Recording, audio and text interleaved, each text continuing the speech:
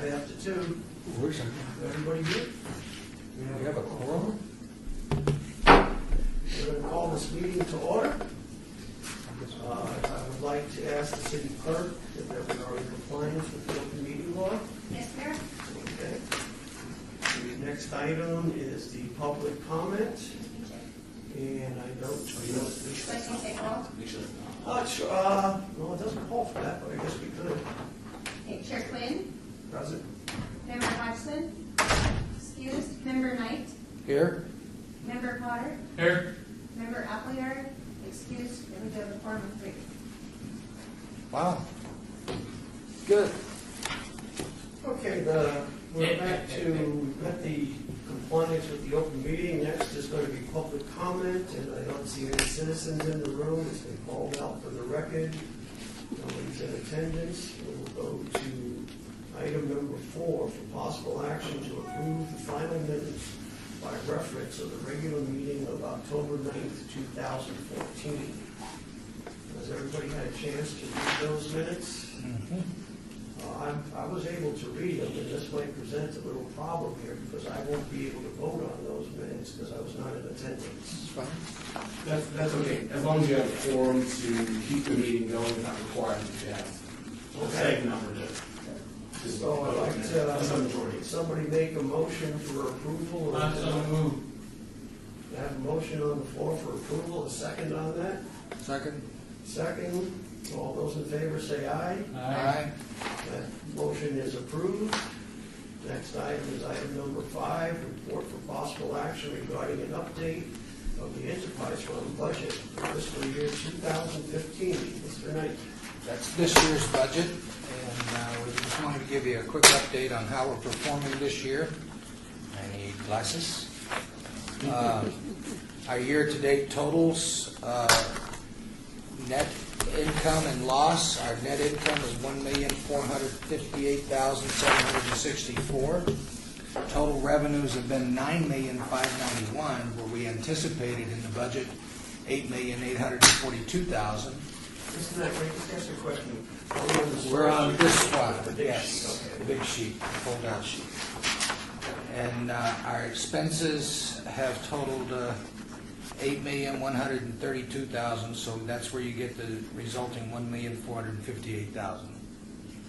So that is pretty good performance from our budget. And our funding balance is $5,594,000, and 50% of that $8 million would be $4,008,000. So we have a little money we got to spend, but we are spending the money because we have some heavy-duty expenditures coming at us with the automation of N410, moving from the Hansen system to N410, and having to buy computers and other things for our staff. And we are also increasing our staffing in our budget. So when we get into next year's budget, you'll be able to see that we've done some things to help with our service. But as of right now, we hired an administrative support assistant in September, Linda Gutierrez, 2 permit technicians, Mariah, what's Mariah's last name? Curran, and Brad Elliot. Elliott. Jeez, I can't remember people's, I know their first names. Anyway, also in September, we've hired an administrative position, assisting managers, coordinating department-wide training and tracking. That is Benita Crook, who moved up out of our plans library. We have hired 5 combination inspectors from July of 14 to May of 2015. 1 more vacancy that we're filling, so we'll have another combination inspector, and that begins to impact our holdover ratio. We're trying to get that down. We hired 1 combination plans examiner in March of this year, and we have 2 more positions. We're currently active recruiting those. We interviewed a person yesterday that we may hire from Massachusetts? New Hampshire. New Hampshire. From New Hampshire. There's my brain over here. and then looking to hire another one. And we also have a structural plans examiner that's a temp for us right now to help us keep our structural plans examination stuff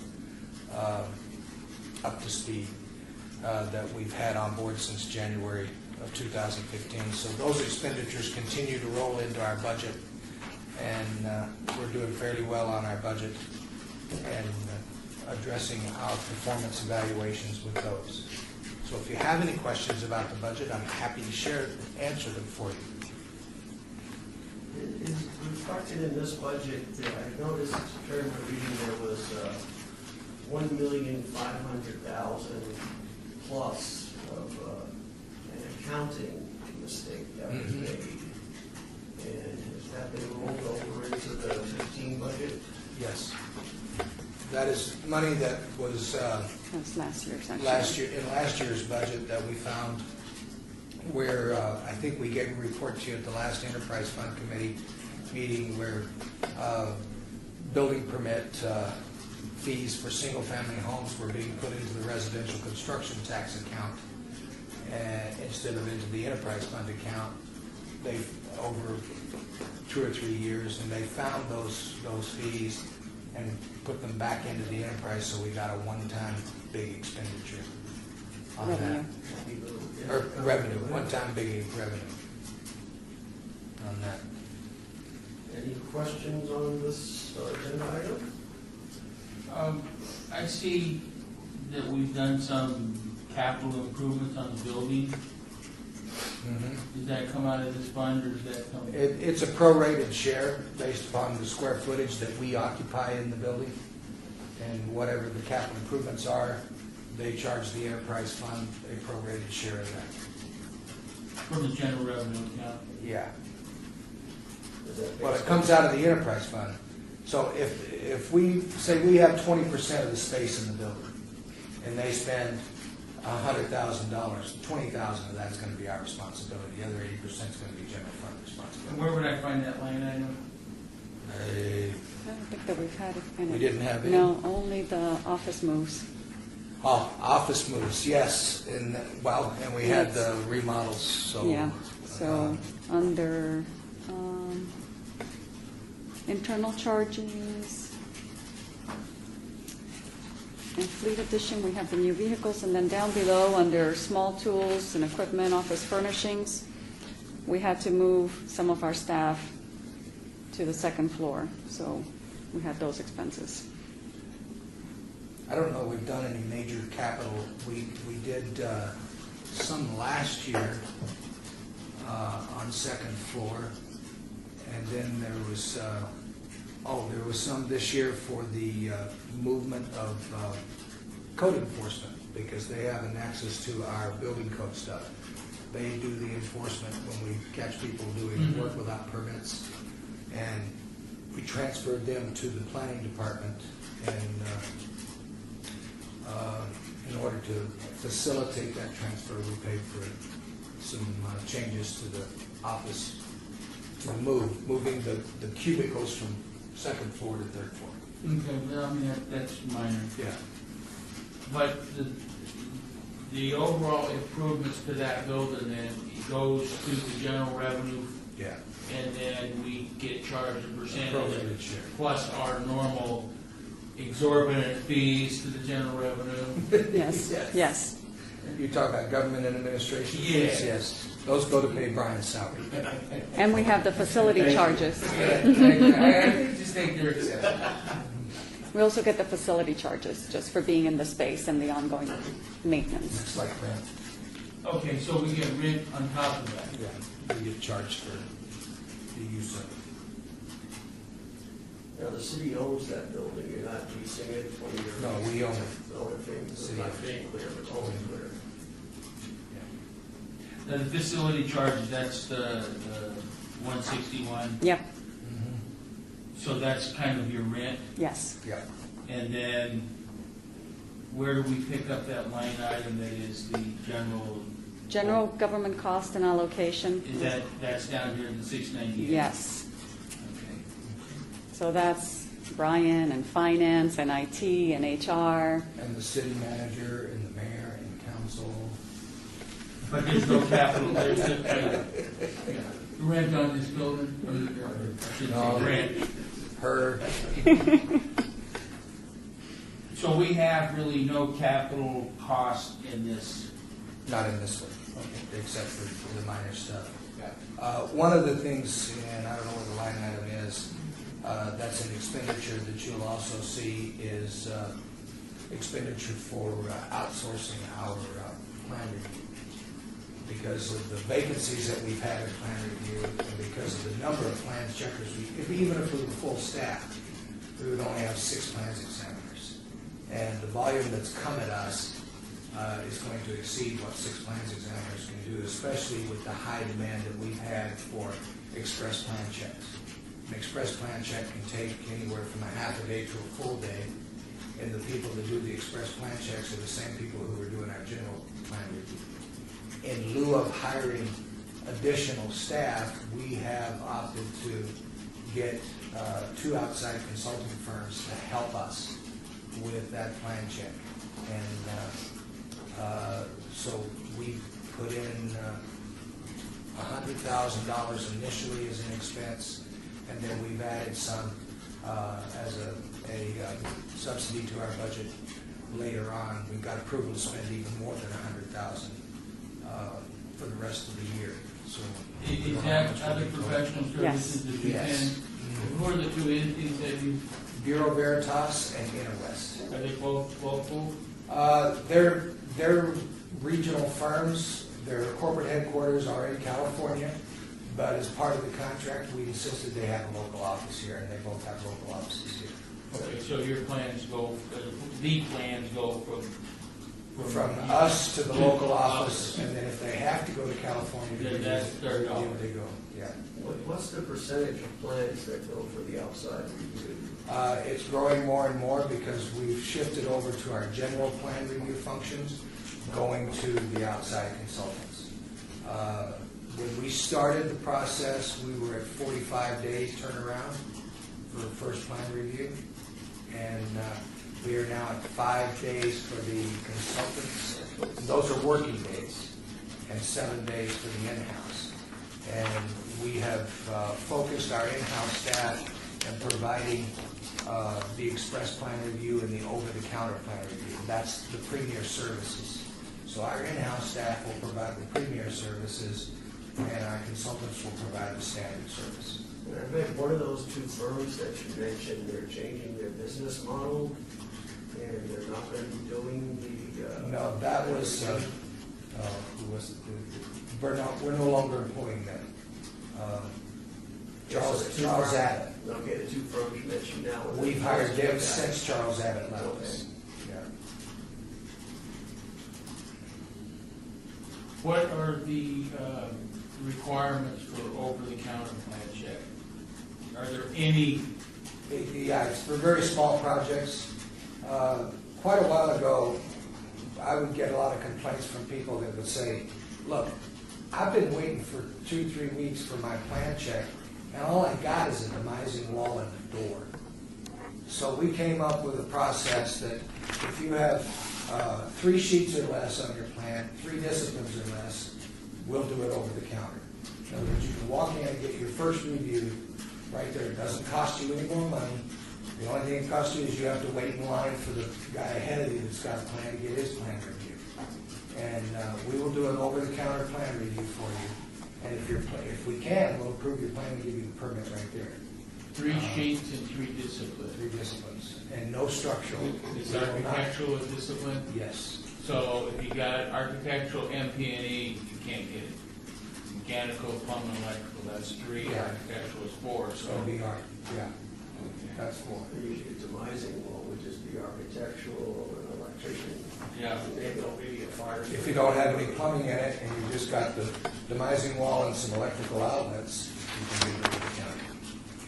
And that wouldn't count fire sprinklers because that goes to an That goes to outside. fire.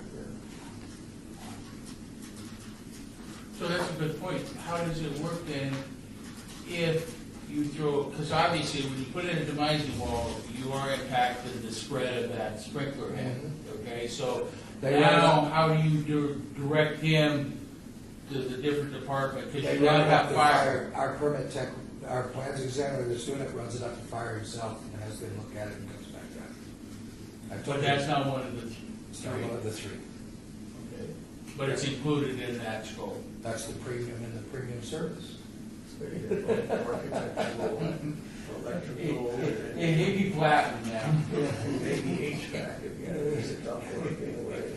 I'm in training to sell used cars. You got trained for that? Thank you. You bet. Are there any more questions on item number 4, item number 5, for the updates of the enterprise fund budget for 2015? Do I have a motion for approval? So move. A second? Second? Motion, all those in favor, any discussion? All those in favor, say aye. Aye. Aye. That item is approved. Item number 6, report for possible action regarding an update to the tentative enterprise fund budget for the fiscal year 2016. Tentative budget for year 2016. That's this one, the little one. The little one. Where is it? I have it. Okay. We show, well, that's not it, is it? Yes, Okay, that was just budget. okay.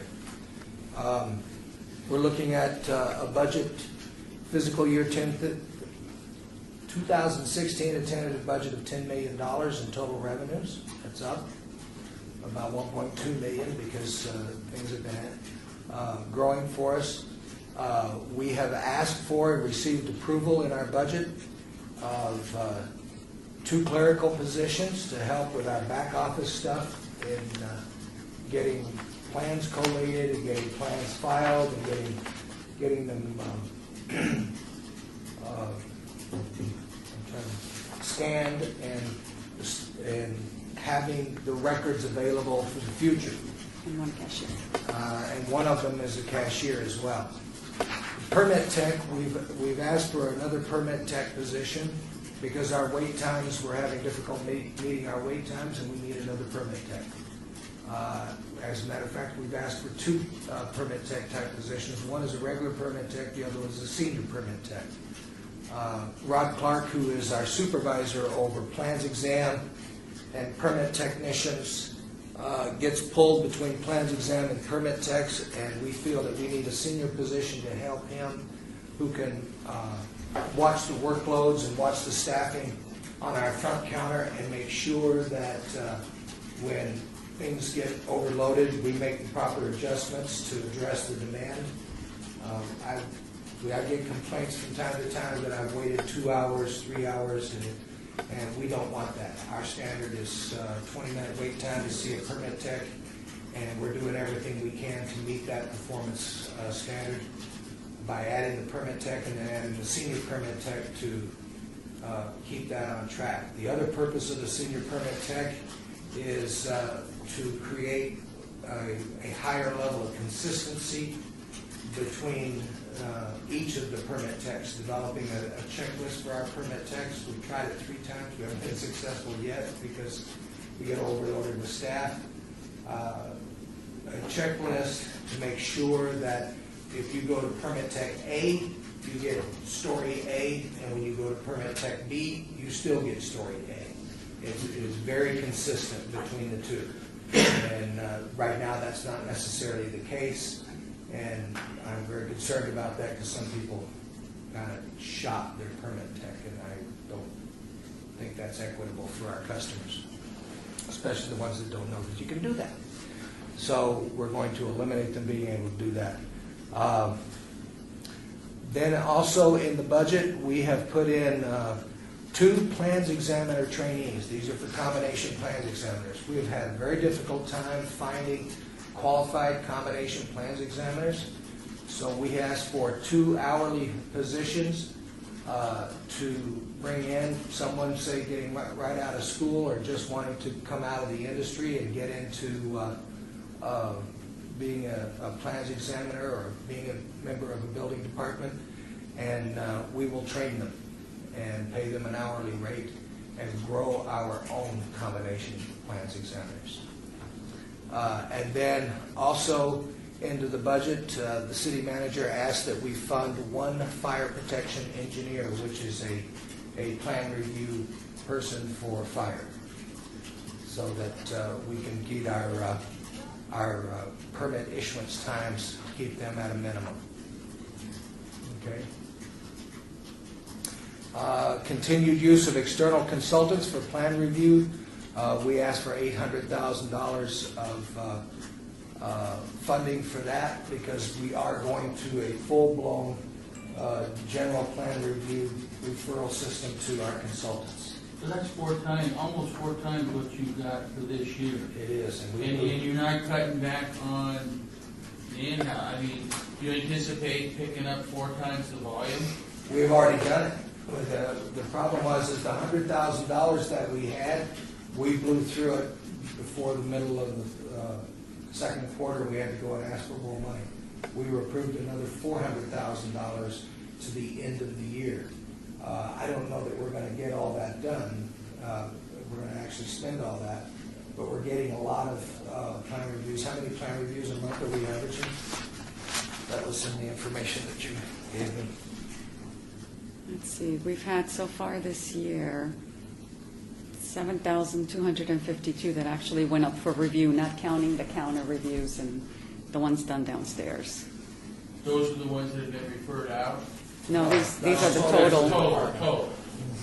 What do we pay for, what is the, What's the what's cost the of them? parameter to send out a plan test?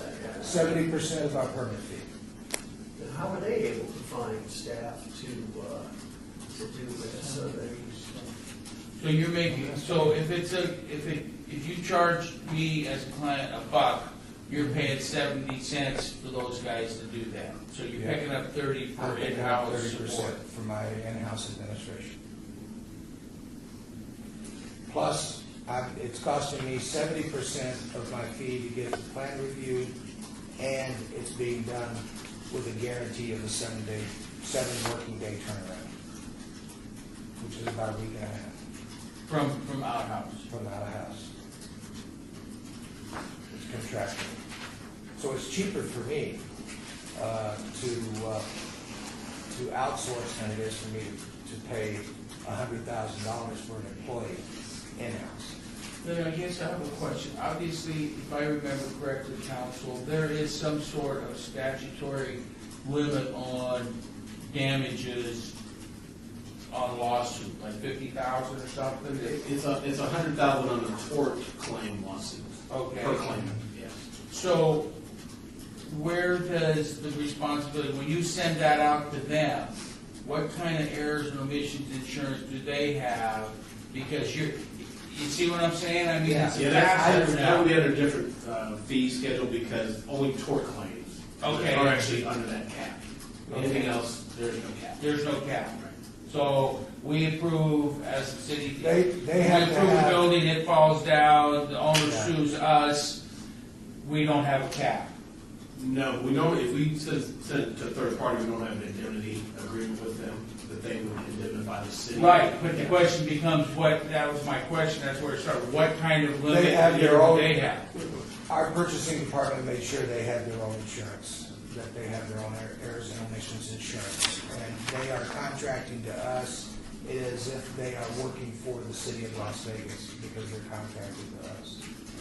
And if they make a mistake, the responsibility falls on them. you know what? Right, but And I'm not sure what amount of insurance they cover. It's several $million. Yeah. it's what? Several $million. Okay, because But they I are- think there was an issue down on the Sawyer building, and when the smoke cleared, the architect and everybody that was involved didn't have anywhere near the ability to make that up, because they didn't have enough errors and omissions. Right. Yes. Yeah.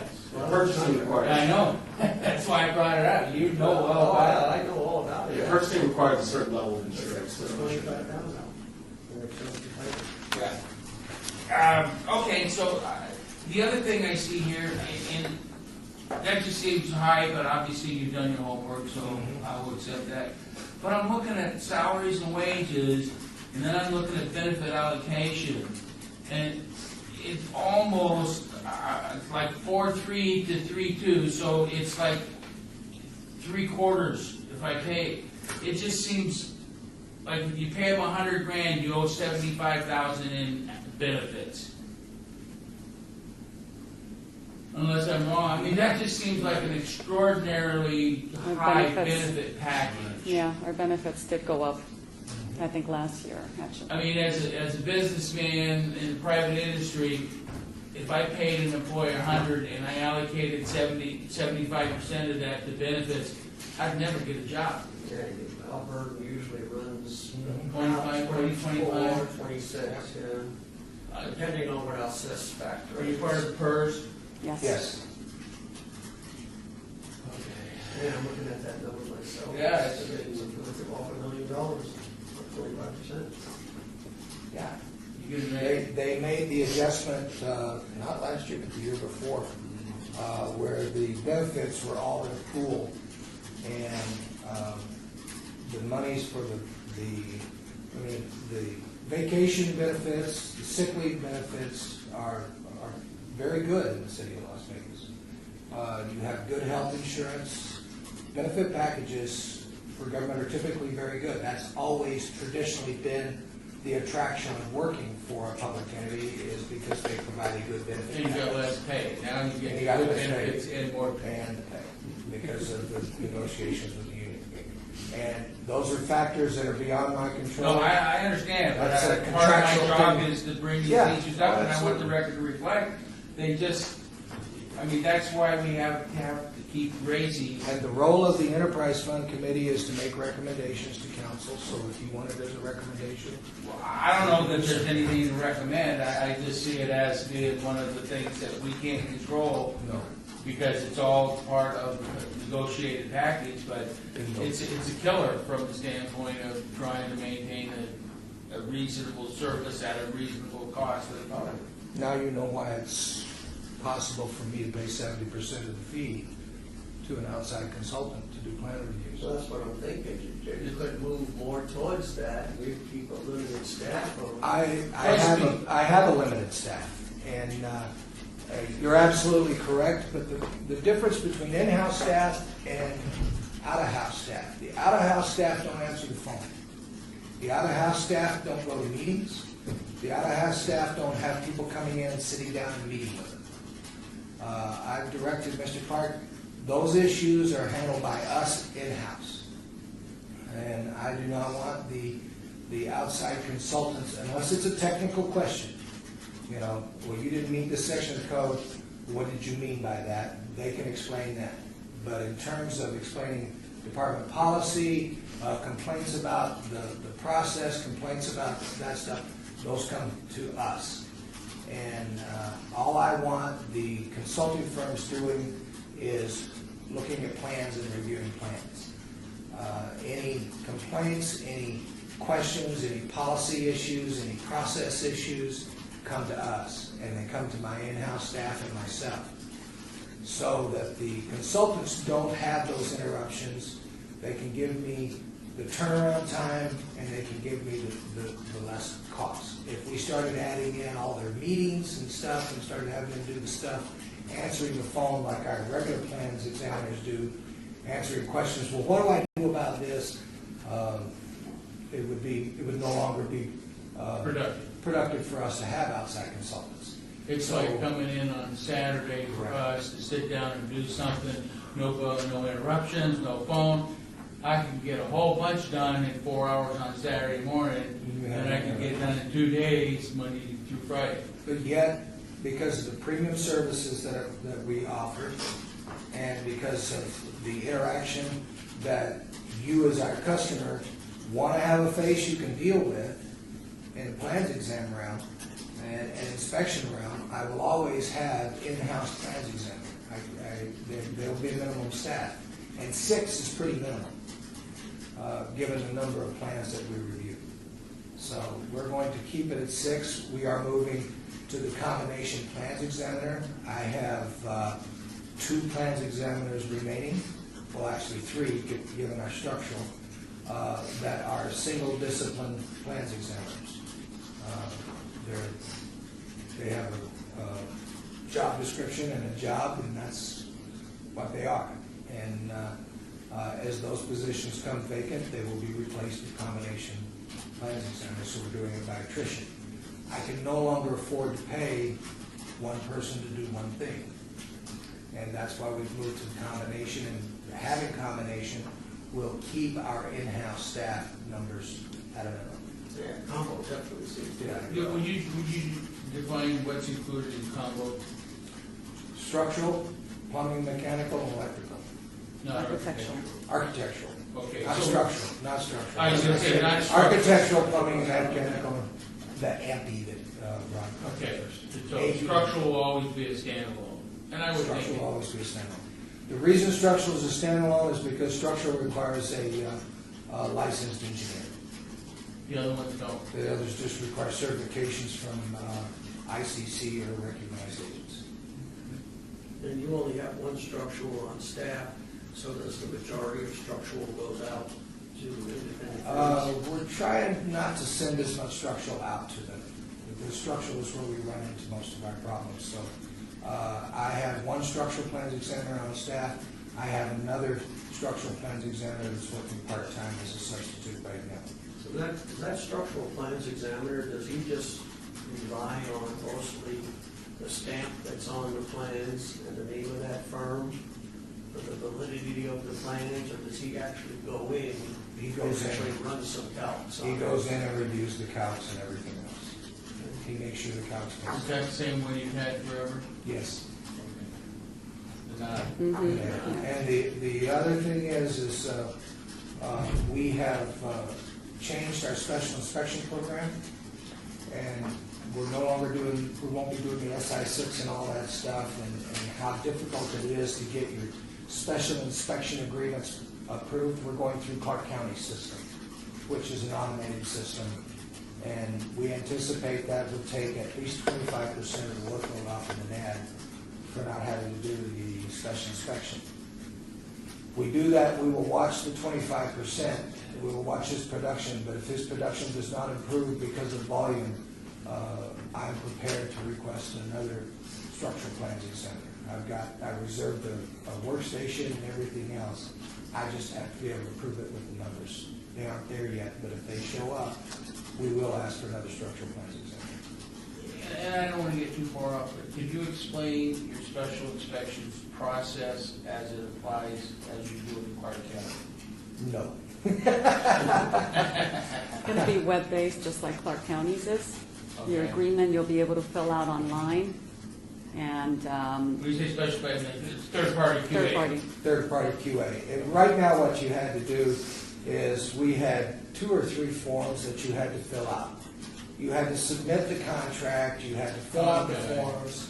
Remember, and you couldn't get your permit issued because the owner hadn't hired the special inspection guy, and he hadn't submitted the contract, and we hadn't reviewed the contract as compared to the special inspections that were required on the plan. Okay, because the design professional identifies the special inspections, what needs to be special inspections. And so once we got the contract, you would have to sit and do the comparison and then check the code to see if it was all right and everything else. Now that will go into an automated format where they can submit all that stuff online. They don't have to bring a hard copy down. They don't have to fill out our forms. The forms are online, and it goes through the county system, which is much faster, much more efficient. The only thing we're checking is those inspections real quick, and it's out the door. There'll be one form. one form that they'll have to submit with the signature, Is but they that can the email that. SI6 form? You'll be able to email that. Yeah. The firm that's going to be doing. The firm and the signature from the owner, property Right. owner, and Okay, can I have one more quick? On your out-of-house inspection or approvals, I'm an owner, I bring in the plans, you submit them to ABC, Mhm. okay? The back comments, do they come directly from ABC to me, or do they go back through you? They and go come directly from- to you. They go directly to me, and then my correspondence goes directly back to them in terms of response letter? No. Well, we're getting a little off subject. I see Brian going like this on the agenda. That's his job. I'm watching it, and I don't want to get too far off subject, but what happens is the plans get sent to the outside consultant. The outside consultant reviews the plans. They put together a complete correction letter. It has architectural, plumbing and mechanical, electrical, and if they're doing structural, it'll include structural as well, okay? A copy of that goes to us, and a copy directly to you as the customer, okay? You submit the revisions come back to us in the building department. We send the revisions to the third party. Okay, and I disagree with council. If I'm gonna approve this budget, I think I have the ability to ask specific questions on how the process works, because that's where our money's being spent. Thank you. I just want to make sure we're on track. Going down this, the only thing, printing and reproductions has almost doubled in price. And seeing as we're going more to a paperless mode, you know, it's a small number, I mean, it's $10,000, but it's just one that catches my eye. I agree with you 100%, and until we go to electronic plan check, that number will probably do what it's doing. But once we go to electronic plan check, we would anticipate that number would substantially fall off. You know, us old school guys I don't like it at all. Well, that's why you're retired. I don't like it at all. I'll let you in on a secret. They send me emails all the time. They send me reports all the time, and I have a printer right beside my computer. I print it off and then I read it. So, but don't let don't let that out too far. I might get fired for it. I had it printed, everything. Okay, I'm just going down this for 2 more seconds. Everything else seems to be quite a bit in line.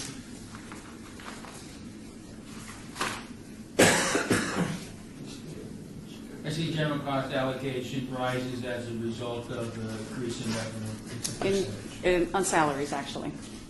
It's based on the salaries. Capital recovery expense went up quite a bit, 4 times. Yes, we added some new vehicles because of the new inspectors that we got.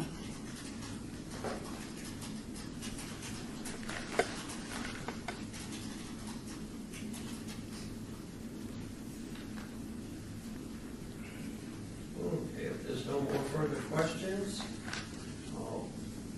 if somebody could make a motion for approval of this item? Well, since I seem to be asking most of the questions and I'm comfortable, I'll so approve. Okay, have a- Looking right at you.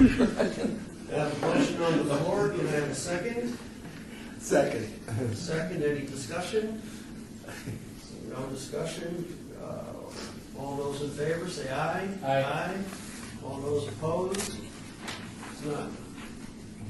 Just a quick question for Brian. I've noticed when I make the motion for approval at Planning Commission, once there was a motion on the floor, there was no discussion. But then with the contractors board now, as soon as a motion is made, there's just discussion between the board members. Yeah, it depends. Sometimes people follow Robert's Rules of Order pretty strictly. If you do a first, you do a motion, then someone seconds it, that's when the discussion is supposed to happen. But we do it a little looser here that, and different boards do it different ways, so. And the second really, I don't believe is necessary, that's within your bylaws. But most boards do it, and I don't.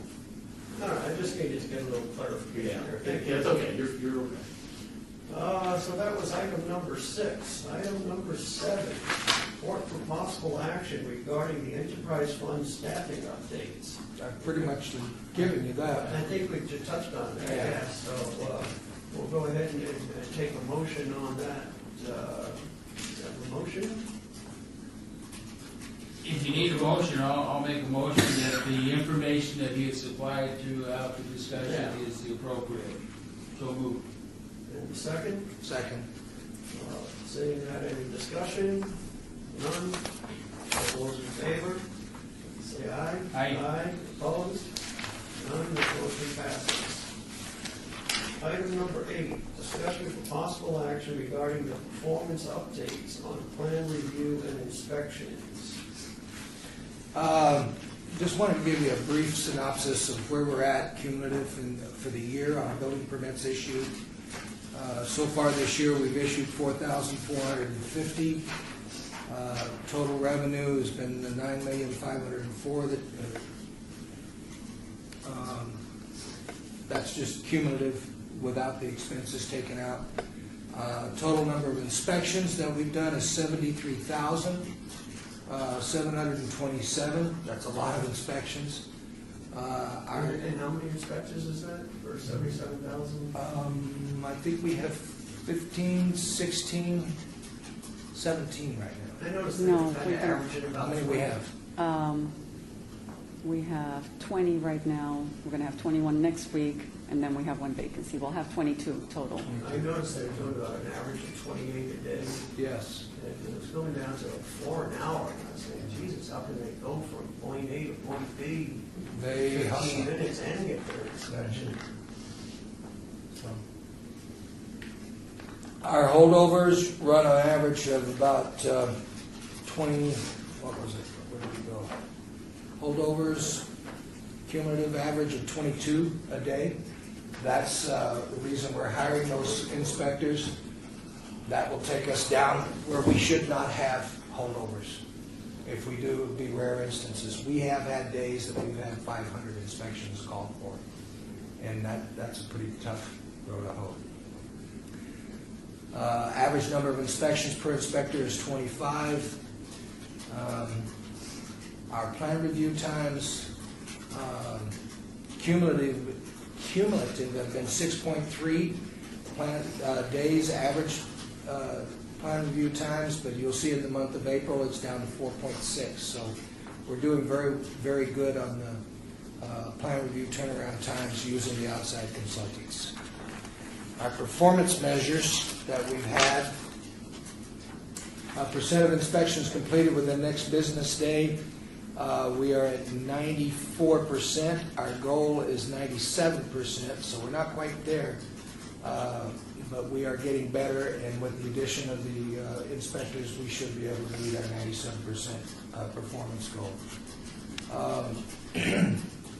Total number of inspections available online within 1 hour of inspection. One of the things is that we have tried to get our inspections out online so you can see the result of your inspection if you want to check it online. And that goal was that, what is our goal on this? 90%. It's at 90%, and we're at 74%, and that is because of the connectivity issues that we have, and sometimes it's very difficult for these guys to find a place to register because they're moving from one inspection to another. Okay? Are you going to share that document with us? No, I'm just giving you the numbers. If you want it, I'll give it to you. We can send it to you. Yeah, would you Send it to you. as part of the record? This is something that we give to city manager when we report for the Performance Plus executive team. I think the board is worthy of it. I think so. And you can talk about anything on any item you want, Brian. Okay, plan check reviews completed by the building and safety staff within an average of 8 business days. And we are currently at 87% of that. Our goal is 90% again. So we're getting very close to our goal, and that's because of what we've done to manage those turnaround times. County's running 21 days, right, business days right now? Yeah. What? The plan check? Wow, pretty short. I told him I thought that was a little long, that it'd be done quicker, because I seem to have my plans come out quicker. I suspect it has to do with The architect. quality of the plans, et cetera, plan check comments, Those turnaround. are the variables. Yeah. But we try to, even with the quality of plan, we still try to meet a shorter turnaround time. I think we're the shortest in the valley right now. I'm not sure. I think Greg Doctor claimed he is, but we'll see. Number of civil and utility plans reviewed within 8 business days. We've got that up to 89%, and our goal is 90% again. So we're doing very well. Sky Canyon Development, which is a very large development. I can't remember. I think there's going to be over 5,000 homes built in Sky Canyon. 9,000. 9,000 That's homes finished. built At the Northwest? up in the northwest, and on the west side of 95, north of, what was that? I can't remember the farthest, just south of Wallapai, or not Wallapai, Moccasin.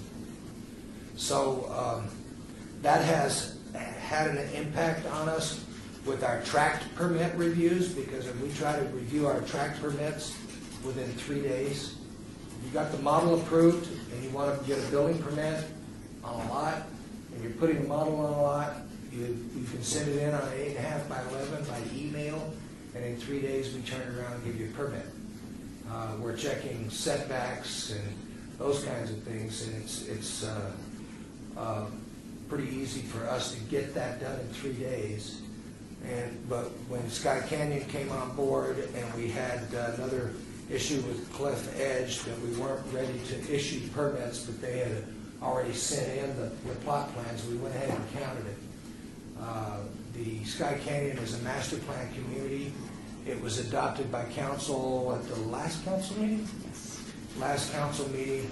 In the afternoon that council meeting got finished, we had people in wanting to get permits.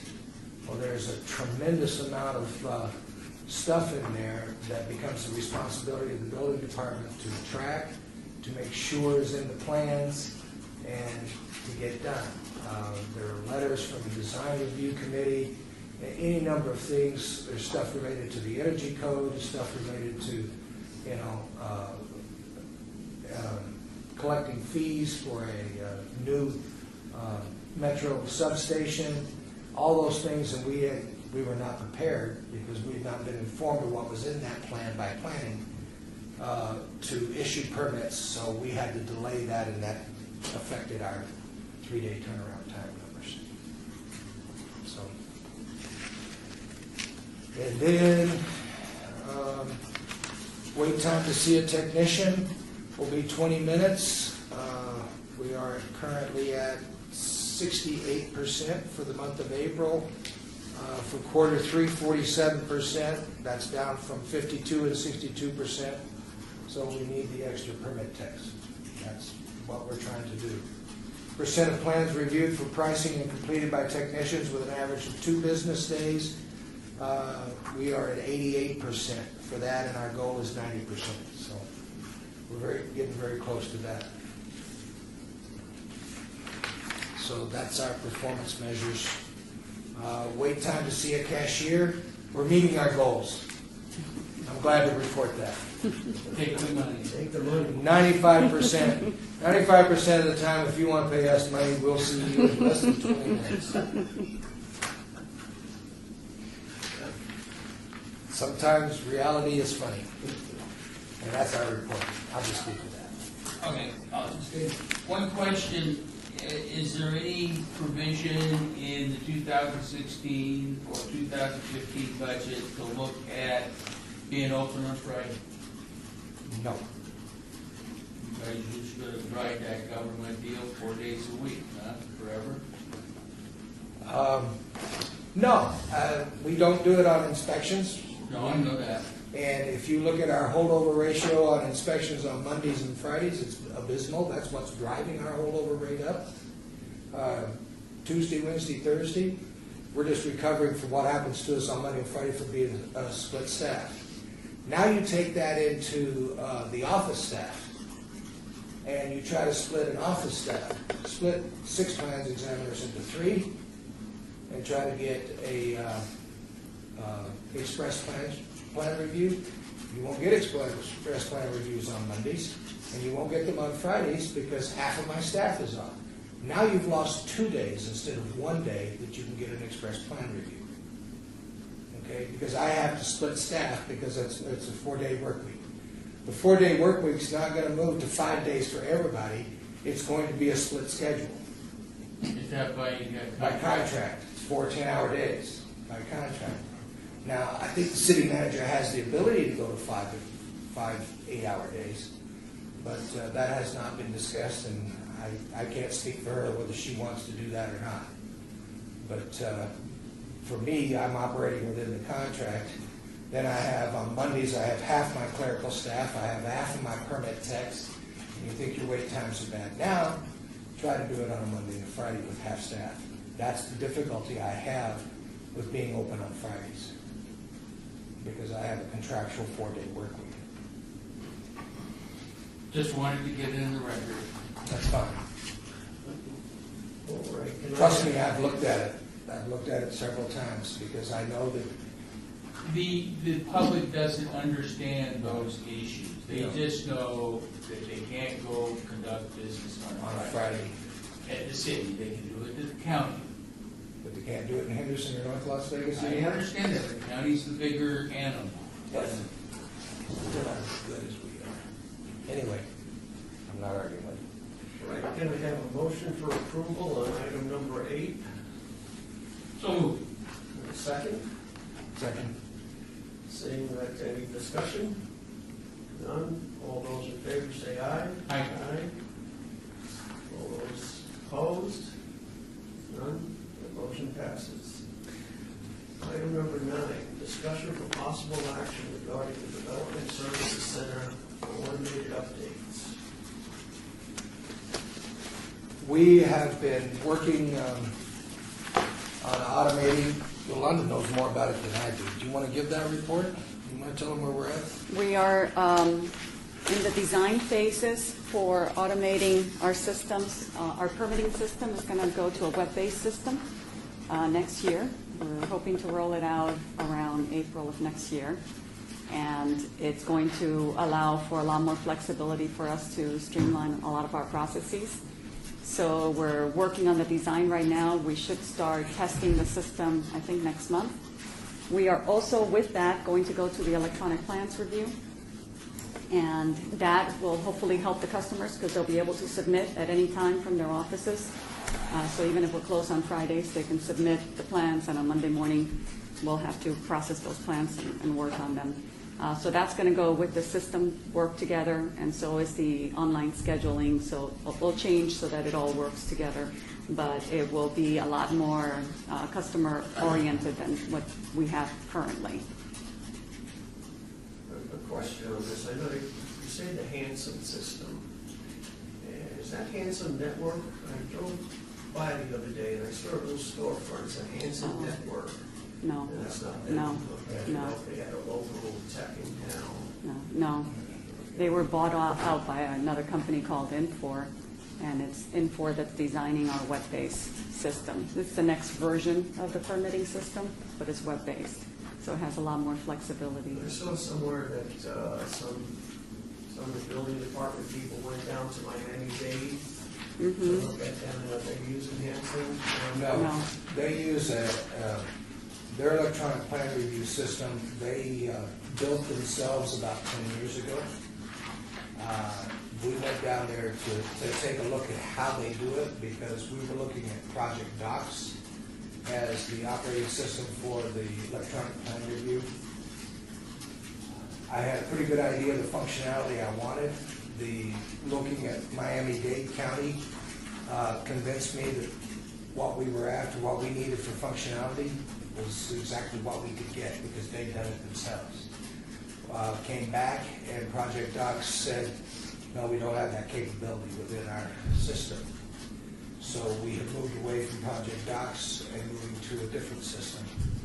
I don't know if it's out of the box or not, but we're moving the electronic plan review into the N410 project to give us the functionality. Some of the functionalities that we saw at Miami-Dade that are very important to me are automatic expiration of building permits, automatic notification of the expiration of that building permit if you haven't had an approved inspection and your permit is about to expire. The computer will send you a note saying you're about to expire your permit to give you a chance to come in and renew. Automatic notification of permit ready, that the we can have an electronic phone call made to you to say that your plans are ready, and a text message or email, so that we're not having staff call you to do that. There were any number of things in the system at Miami-Dade County that were just very, very beneficial to their customers. They do about 10 times the number of permits that we do, and because of that volume, they have to have an efficient system, and it is very efficient. So we came back and said, that's what we want. So they will let you copy it, or? We're not copying their system, we're just getting the functionality that we came back and I talked to the IT folks and said, this is the functionality that we need. And in order to respond to giving us the functionality that we need, they've chosen to go this way with the testing and the design of the system.